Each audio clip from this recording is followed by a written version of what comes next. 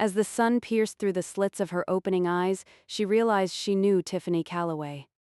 Wrapped up in so much information last night, she completely forgot. They went to a private school together, and even managed to have a few conversations from what Madison could recall. She knew how to find out more about her as well. Madison jumped out of bed and wrapped her robe around her pajamas. She dashed down the hall and ran smack into Kennedy, who looked as if she were preparing for her morning run. Her hands reached behind her body and pulled the bottom of her foot toward her rear to stretch her thighs. "It's way too early for that," Madison said. "Better than coffee. Any day. Everyone else is up, or never slept that I can tell. Do angels even sleep?" Kennedy asked as she bounced from her right to left foot. The energy she displayed made Madison want to go back to sleep. I want coffee. I know who Tiffany Calloway is," Madison said. Yeah, they found out who she was about 2 in the morning. Brian refused to let anyone go until they exhausted all the leads they came across. He's quite the pit bull. I like him. Got to scoot, love. We'll talk more later. Go eat. Kennedy dashed out the door and left Madison stunned in response. They knew who Tiffany was without her. She didn't like being left out of the loop. It only served to sour her mood as she walked into the kitchen. Andrew held out a cup of coffee as he did every morning. Just as she reached to take it, she remembered that Andrew was Uriel, and he lied to her. She walked to the cupboard and got her own cup. She scowled as she poured a fresh cup of the delicious-smelling coffee and knew that he probably made it.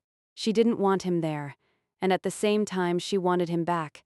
She wanted Andrew back, not this Father Angel person. "Good morning, Madison." Uriel said. From the stiff tone of his voice, she could tell she hurt his feelings. "Would you like a heavy or light breakfast this morning?" He still wanted to make her breakfast, for some reason that only made her more annoyed in an irrational sort of way. "No breakfast, thank you." She turned toward the table where the others gathered. Brian appeared deep in thought and hadn't noticed she walked in. Gabriel bounced a ball off the ceiling. She found herself wondering about the angels in her kitchenette. She no longer doubted they were who they said they were. The wings were a dead giveaway. It still bothered her that they were able to find out about Tiffany without her. She'd never in her entire life felt unneeded before. It wounded her pride. In the same breath, she couldn't have been more grateful that someone, namely Brian, could remove some of the burden from her shoulders. As she stared at him, so intent on the paperwork in front of him, she knew that he would take all her burdens if he could. She took the opportunity to study him. His clothes looked rumpled and slept in, but it only made him even sexier. In her warped sense, she even found the bags under his eyes attractive. When she first met him, he seemed tall, but amongst the other angels he appeared normal height. He didn't have the beauty of Michael, or the raw sex appeal of Gabriel, or even the quiet perfection of Raphael. What he did have, though, was a deadly combination of each and a fierce determination, made her wonder what he'd be like in bed. Whoa. Where did that thought come from?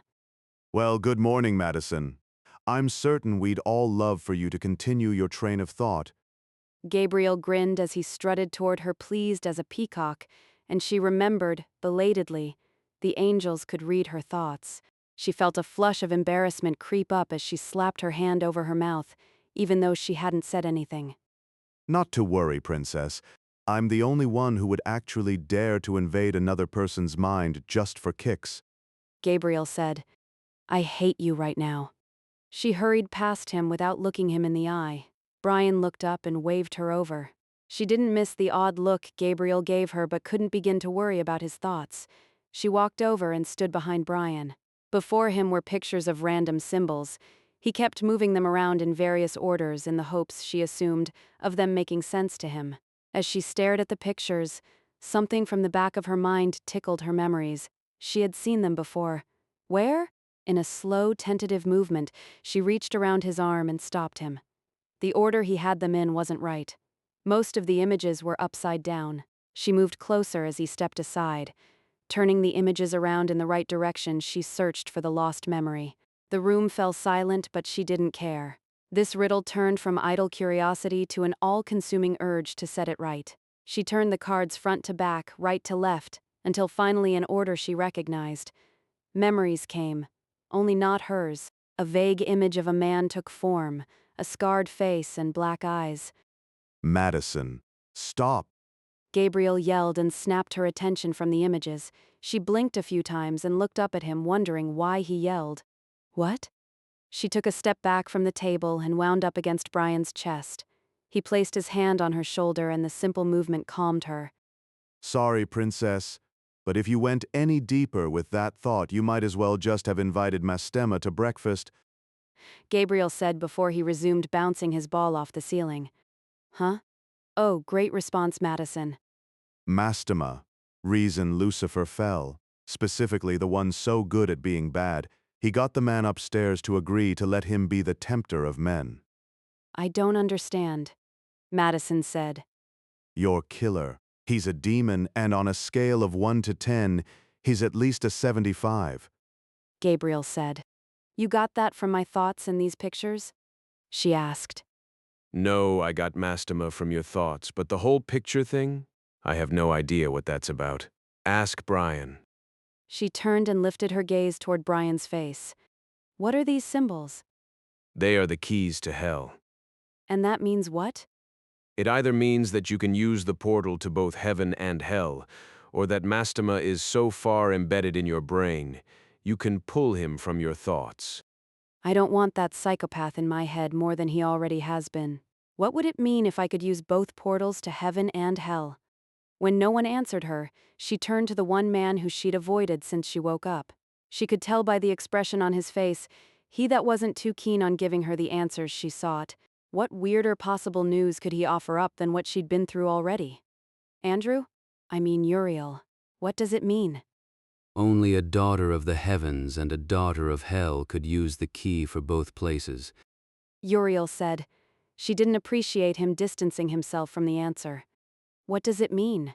She stressed. It means that your mother needs to be here as well. Would you call her, please?